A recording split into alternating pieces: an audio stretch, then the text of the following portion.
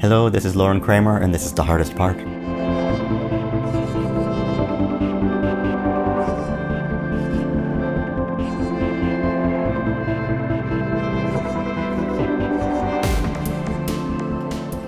Hello, and welcome to The Hardest Part, the show that unravels the stories behind the most challenging songs ever written. I'm Kieron Banerji, and joining me in the studio on this episode is Loren Kramar, who brought with him Hollywood Blvd from his 2024 release, Glovemaker. When I chatted with Loren about the track, he explained the unique challenges that he faced in writing the song. Unlike most tracks, this one doesn't have a traditional chorus or repeating sections. The tricky part was figuring out how to keep each distinct section musically engaging while holding the listener's attention. It was about turning what could have been a monologue into a fully fledged song. Loren shared how he had to carefully craft each part to flow seamlessly into the next, building tension and interest without relying on the usual verse-chorus structure. Make sure to stay tuned to hear Hollywood Blvd in full at the end of this episode, but before that, here's my chat with Loren. Well, I should say, when I recorded the song initially, it was on GarageBand to just a loop, a bass loop, and it came out as a kind of freestyle. And then I presented it to my producer, Sean O'Brien, and I said, how do we turn this into more than this rambling monologue? And, there are no repeating parts. There are verses that don't really repeat. There isn't actually a chorus. It all builds up to what I think of as the chorus. Walk of Fame, Walk of Fame. But it was just a challenge. How do we make this 5+ minute song feel like more than an ad-lib? Yeah. Well, it's interesting actually, because we've had so many different sort of songs that have been brought onto the show so far. Some have been the hardest because some have been about shame, some have been about writing about a partner in the band. Yeah. Oh God, yeah. Help them. Let's help them. Oh yeah, exactly. Yeah. Well, hopefully they can help our audience. But this is the first one kind of that we've had where it's like, this is a monologue and now it needs to become a song. Yeah. So I guess let's break that process down. How did you do that? One of the ways I think that we, or the way that we start with all the songs on the album was, okay, well, what's the band? What's the arrangement? Who do we want on this? And go from there. It was so, in many ways it was informed by the musicians that we brought in. We did all of these sessions for the most part with, live bands with, multiple players in the room. So it was very much about listening to the sort of vocal escalation, arriving at this big, sort of explosive catharsis. At one point we had, a tap dancer come in and record tapping. A tap dancer? God, yes. I wish we could have used it. It was a little too distracting. When I said, can you bring a stripped down session, you didn't think to bring the tap dancer? we couldn't get her in time. But yeah, breaking it down. We didn't fight the composition. We embraced it. We thought, it is a monologue. It has this sort of energy of a monologue, and let's lean into that. And let's just let the band slowly build with it. Everybody say hello to the director of the movie. Hello, everybody. My name's Loren Kramar. I'm the director of the movie that your tour guide's talking about. How do you like that? I hope you love it. And there, because there are a few different narrators in the song, there's the point of view of the tour guide, and then there's the director, and then there's the script, which has its own sort of moment, which is the scene 1, scene 2, all of that shit. And you're the director. God help me. Yeah. So I guess that leads me into because I think that's one of the most amazing parts of this song is it has all these different narratives, right? And your vocal performance changes as you dip around these different characters, these different protagonists within the song. Yeah. What's the song about? It's so funny. I've read a few things that people have written, this indictment of fame, and I think, no, that's just not how I think about it. I am not a famous person, so this is not, a report from the trenches of that life. I simply don't know what it's like to be famous. I don't even really care that much about, it sounds, I think, there's something, you sound like a moron and sort of lost in yourself to be, clinging to fame. I think that, magnetic people are interesting. I was joking with a friend, I go to a diner all the time in LA, and there are my favorite waiters. There's the really good ones, the really great baristas, whatever the hell. And sometimes when they're all there at the same time, I'm kind of starstruck. Yeah. Oh my God, there they are. The cast. The cast is here. That's just sort of the way that I operate in my life. Sort of starstruck by whatever it might be. So, I think what's exciting, I hope,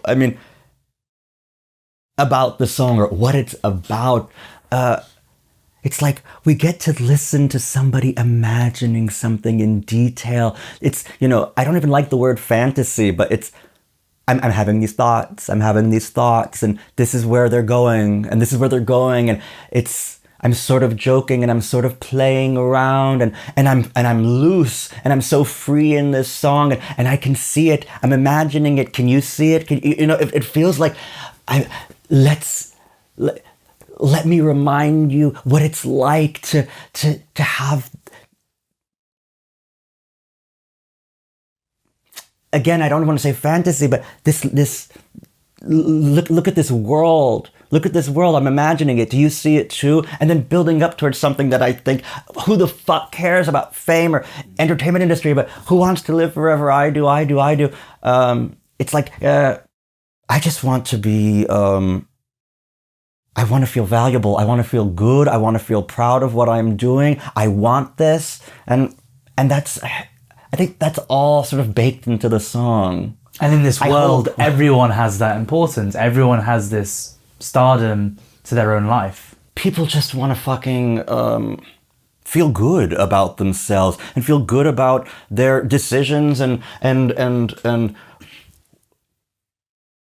I would, people want to do what they care about and feel confident in that and recognize inside, it's not, I don't want this all to be about external, value.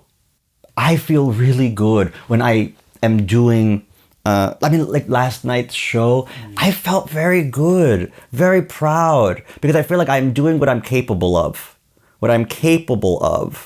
And it's that kind of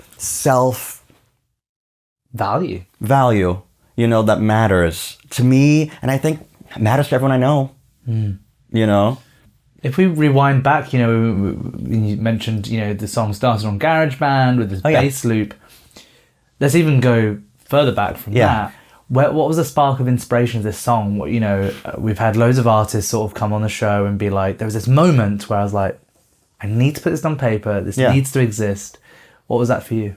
Absolutely nothing like that. Nothing like that. It just, I recorded for a few years, that was really my, that was sort of my studio was just GarageBand, at a desk in my, apartment in New York, and I would just find a loop that I liked, or a loop that motivated some sort of idea, and then we'd just do whatever came. There was really almost no premeditation. There was no, I have to write a song about Hollywood, or I'm really just nothing like that. I just pressed the bass loop, and then it just sort of came out.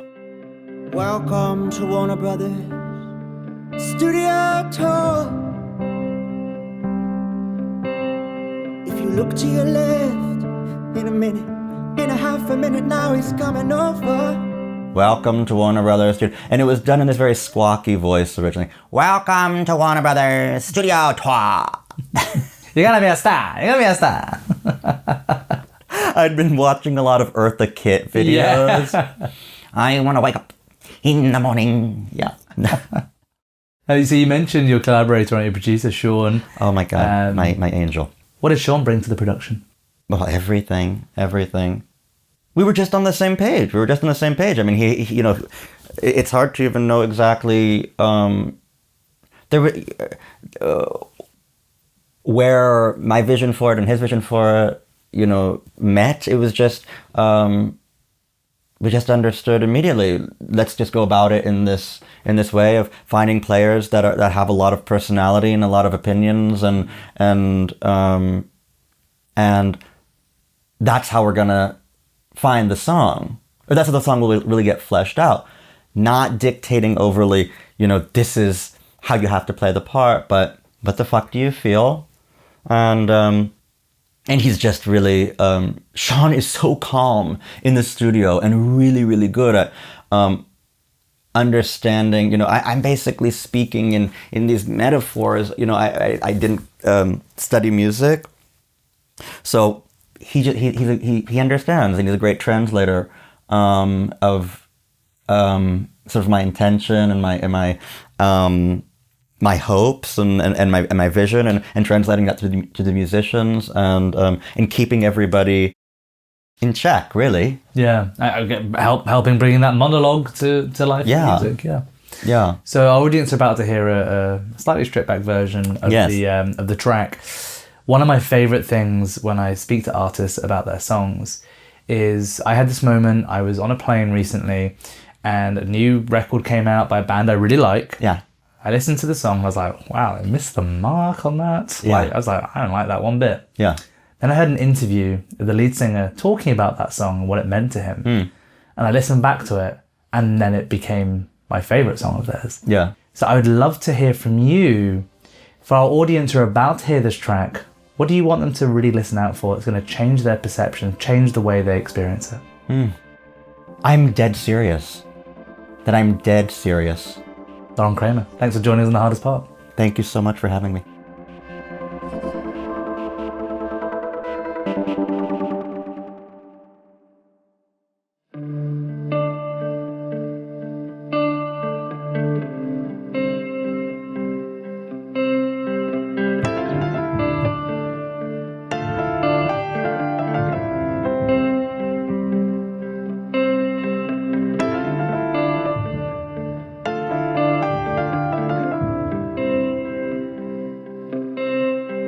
Welcome to Warner Brothers Studio Tour. If you look to your left, in a minute, in a half a minute now he's coming over. Everybody say hello to the director of the movie. Hello everybody, my name's Loren Kramar. I'm the director of the movie that your tour guide's talking about. How do you like that? I hope you love it. Come back now, you're here. See you all later. Back to you, Notepad.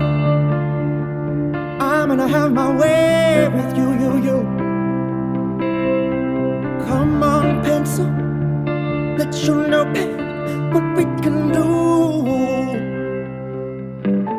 Scene 1. Scene 2.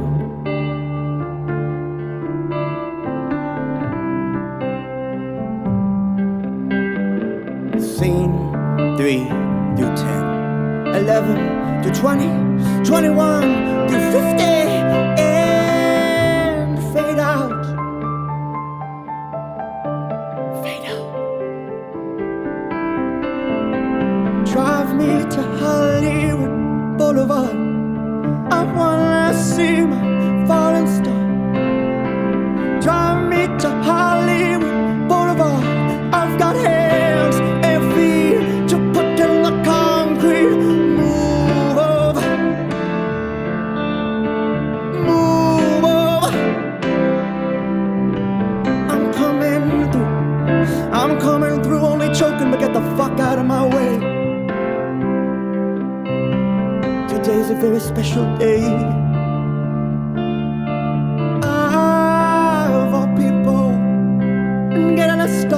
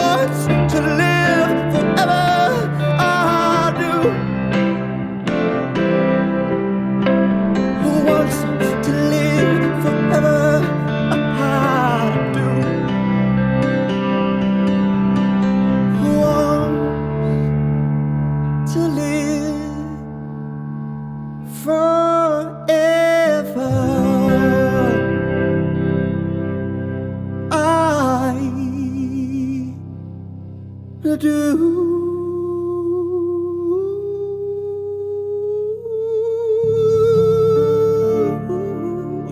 Yeah.